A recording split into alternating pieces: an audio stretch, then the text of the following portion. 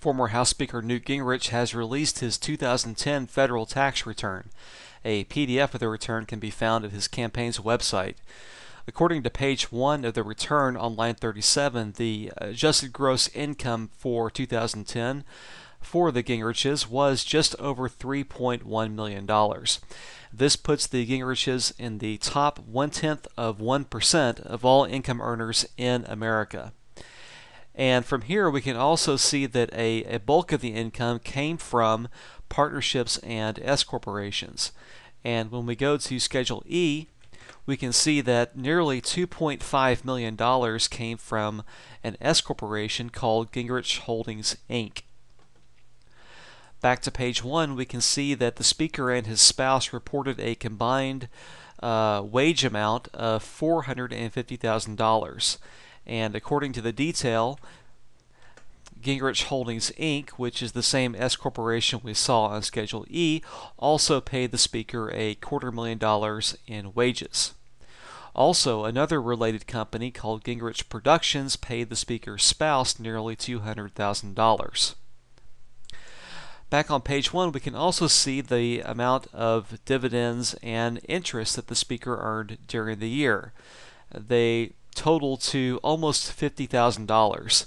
And if we assume a 4% interest dividend yield, then we can assume that the speaker's underlying investment portfolio is probably valued at around $1.25 million.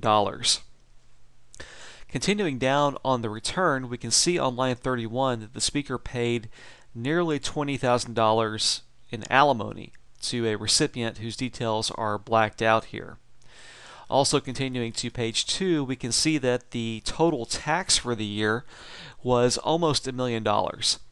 And when we divide this $1 million in total tax by the $3.1 million in income, we arrive at an effective tax rate of 31%.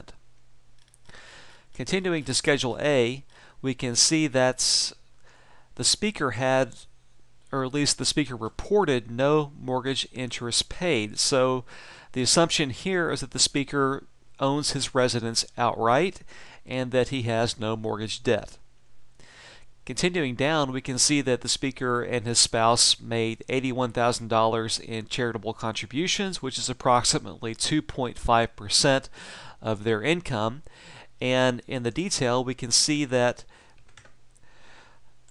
the recipients included the Basilica, miscellaneous, and also we can see that a majority of the contributions actually came from his S corporation. Okay, continuing with the return, there are a few more interesting facts here. First, on Schedule E, we can see that the speaker, it appears, owns an additional residence that at least they didn't live in during the year, which was rented out for a very modest sum. Also, later in the return, we can see that the speaker and his spouse were not subject to AMT. Their federal tax here was actually higher than the AMT tax, and therefore the AMT did not apply. Also, we can see that the speaker employed at least one household employee who was paid almost $15,000 for the year.